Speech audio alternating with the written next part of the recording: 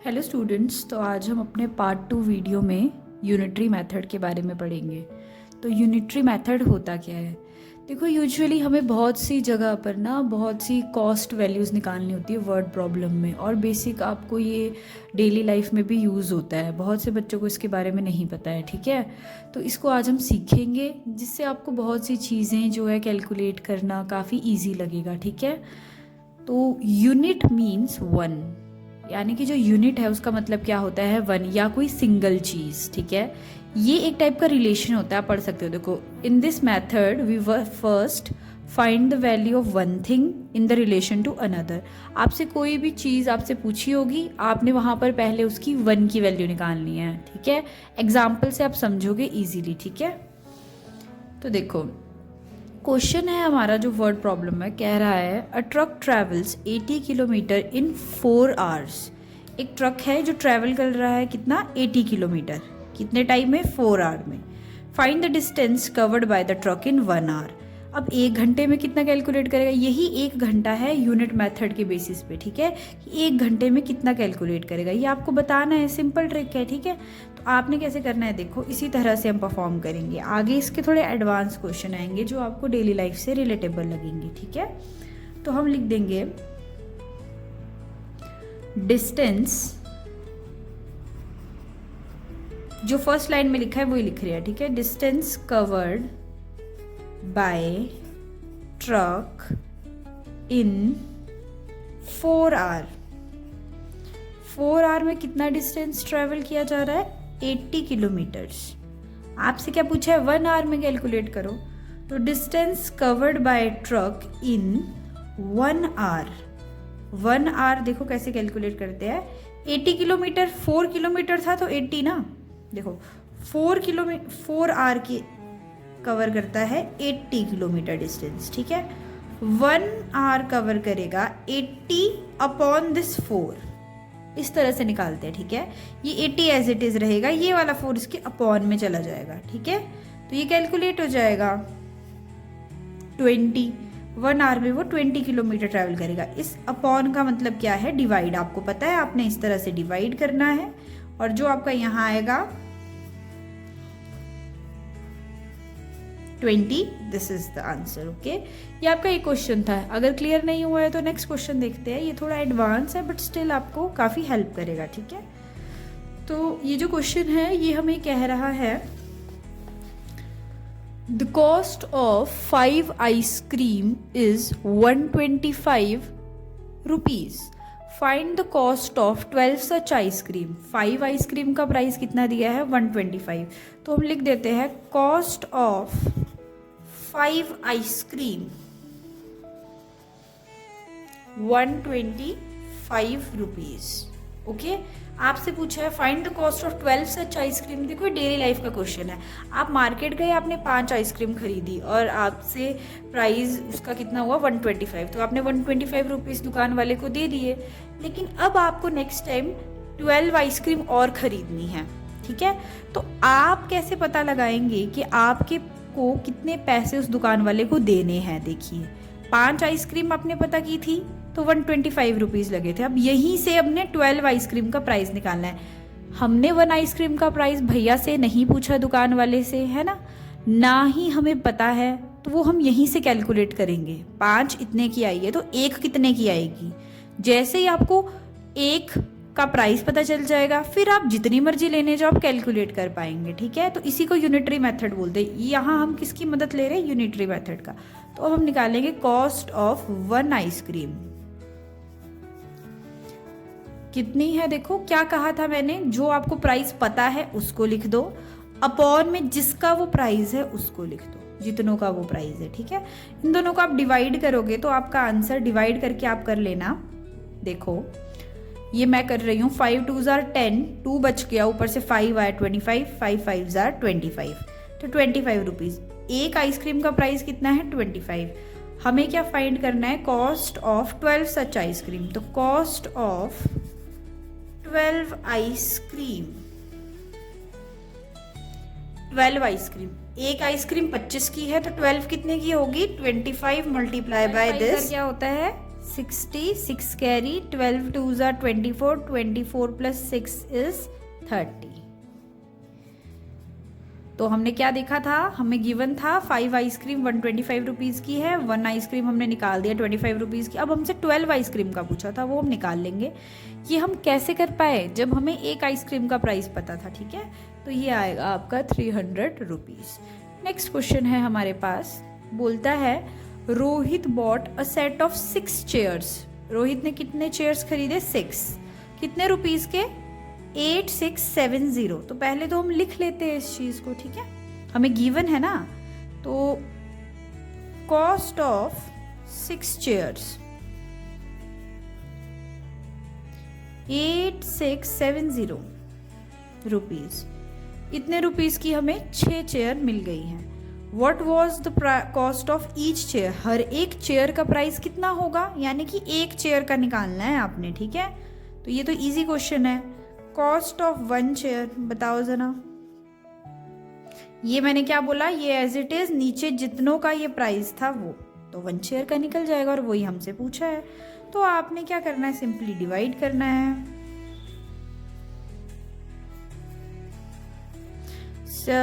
26 है तो क्या लेंगे हम, 6 4 जा 24।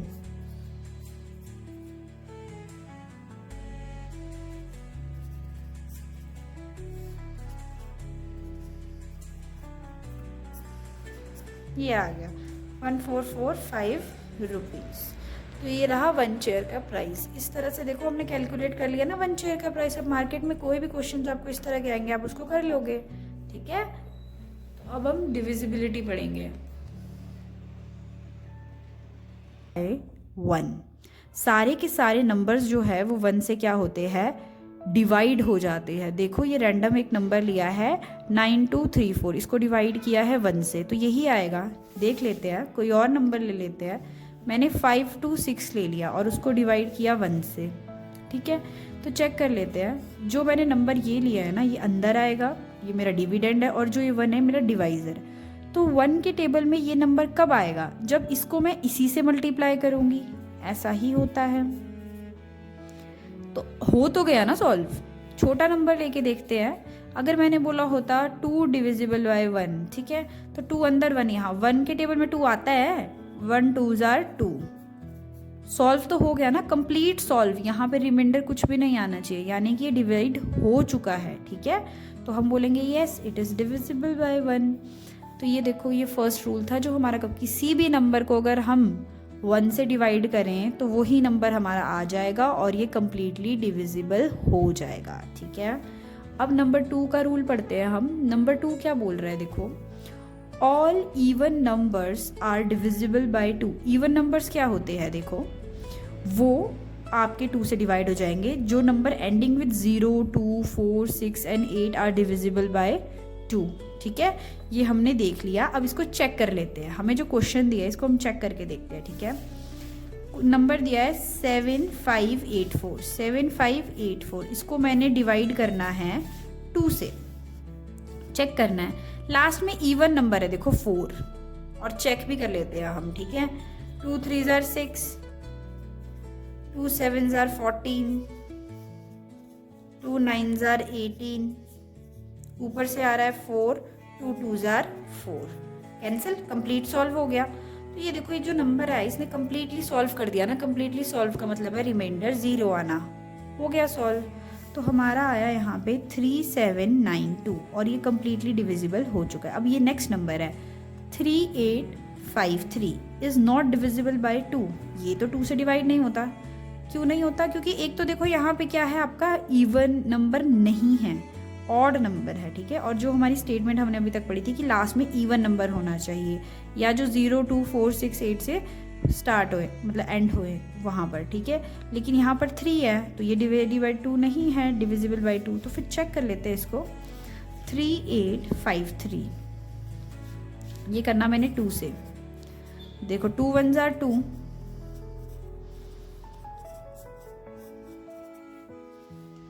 2 2s are 4, ये 3 आ गया, 2 6s are 12, ये 1 बच गया रिमाइंडर। तो ये तो नहीं हुआ कंप्लीटली सॉल्व, है ना। तो ये हम कह देंगे कि ये डिवाइड नहीं हुआ, ठीक है। और जो हमारा रूल था वो भी, अब देखो जब बच्चों को ये क्वेश्चन आएंगे ना तो बच्चा ऐसे मेरी तरह डिवाइड करना शुरू हो जाएगा, लेकिन अगर उससे पूछा होगा सिर्फ करेगा डिवाइड या नहीं करेगा, येस और नो, तो बच्चा एकदम से बताना चाहिए ना, वो 1 मार्क्स का आंसर आएगा। इतना टाइम कैसे लगाना है, बड़े बच्चों के लिए भी ये डिविजिबिलिटी रूल आपको पता होना चाहिए। तो यहाँ इवन नंबर था, ये 2 से डिवाइड हो जाएगा पूरा नंबर, यहाँ ऑड नंबर था तो इसीलिए ये 2 से डिवाइड नहीं होगा, ठीक है। ये हमने सीखा इस क्वेश्चन में। नेक्स्ट देखिए नंबर 3 की डिविजिबिलिटी देखते हैं हम। बोलता है if the sum of the digits of a number is divisible by 3, अगर सम ऑफ द डिजिट्स, कोई डिजिट है उसके अगर नंबर्स को हम सम करें ना तो वो फिर डिवाइड, अगर वो फिर डिवाइड हुआ बाय 3 तो फिर वो पूरा का पूरा नंबर डिविजिबल बाय 3। ये एक नंबर है, कहता है कि ये जो नंबर दिया है 3753 ये डिवाइड होगा 3 से। तो ये हम कैसे चेक करें बिना किए, पहले तो मैं इसको पूरा नहीं करना है सॉल्व, ठीक है। पहले तो मैं इन सबको आपस में प्लस कर दूंगी, ठीक है।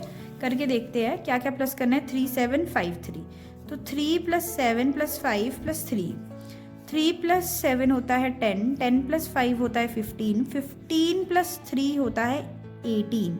क्या 18 3 के टेबल में आता है? 18 को अगर मैं बॉक्स में डालूंगी क्या 3 उस 18 को डिवाइड कर देगा? कर देगा। 3 6 * 18। देखो कितना छोटे से एरिया में हमने सॉल्व कर दिया और बता दिया कि हाँ ये इस नंबर को कर रहा है, इन सब के सम को डिवाइड 3 करता है। दैट मीन्स 3 इस पूरे को भी डिवाइड करेगा।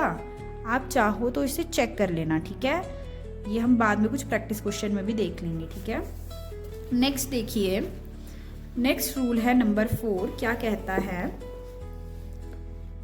If the last 2 digits of a number is divisible by 4, the number is divisible by 4। क्या बोल रहा है? कोई नंबर है अगर उसके लास्ट की 2 डिजिट 4 से डिवाइड होती है तो वो पूरा का पूरा नंबर 4 से डिवाइड होगा। जो हमें क्वेश्चन दिया हम इसे चेक करते हैं, ठीक है।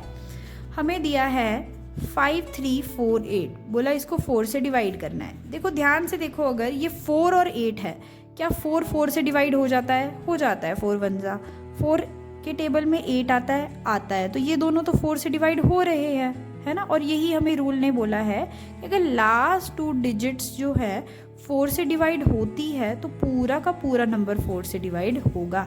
चेक कर लेते हैं। ये देखिए, ये ऊपर से 4 आ गया, ये 8 आ गया, ये देखो कंप्लीट सॉल्व हो गया। तो हम कहेंगे कि 4 की जो डिविजिबिलिटी रूल है उसने हमें क्या सिखाया कि लास्ट के 2 डिजिट अगर 4 से डिवाइड होते हैं तो ये पूरा नंबर होगा, हमारा टाइम वेस्ट नहीं होगा, ठीक है। नेक्स्ट है हमारे पास नंबर 5 की डिविजिबिलिटी चेक करने के रूल।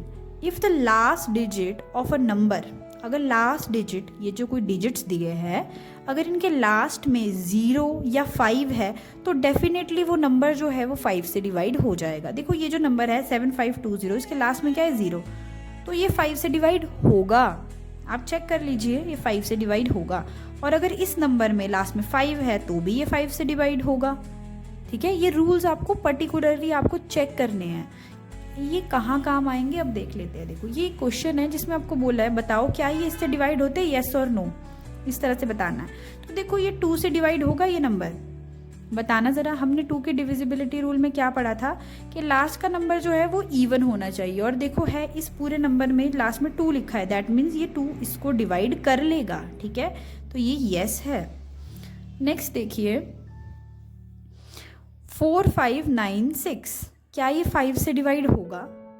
अभी अभी हमने पढ़ा 5 उसी नंबर को डिवाइड करता है जिस नंबर के एंड में 0 और 5 होता है। तो यहाँ क्या है? एंड में 6, तो ये इसको डिवाइड नहीं करेगा, तो डायरेक्टली नो आंसर है। देखो परफॉर्म करने की ज़रूरत ही नहीं है, हम ऐसे ही बता सकते हैं। अब देखो ये देखो, अब अभी आपको अच्छा नहीं लग रहा होगा बट ये बहुत ज़रूरी चीज़ें हैं, ठीक है, इसको ध्यान रखो। तो ये 4 से डिवाइड चेक करना है। लास्ट के 2 डिजिट्स को देखो, क्या ये 4 से डिवाइड हो जाते हैं? तो सारे हो जाएंगे। इसको चेक करें ज़रा। मुझे तो लग रहा है हो जाएगा, तो इसके लिए हम डिवाइड मेथड यूज़ करें, लगा के देखते हैं होगा या नहीं होगा।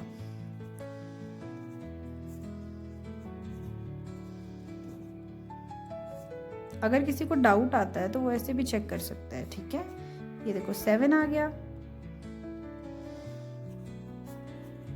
ऊपर से 2 आ गया, ये देखो हो गया सॉल्व, तो यस ठीक है।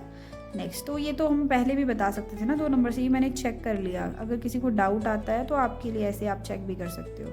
बट अगर सिंपली आपसे येस और नो पूछा और आपको डिविजिबिलिटी रूल्स आते हैं तो आप डायरेक्ट लिख सकते हो ना।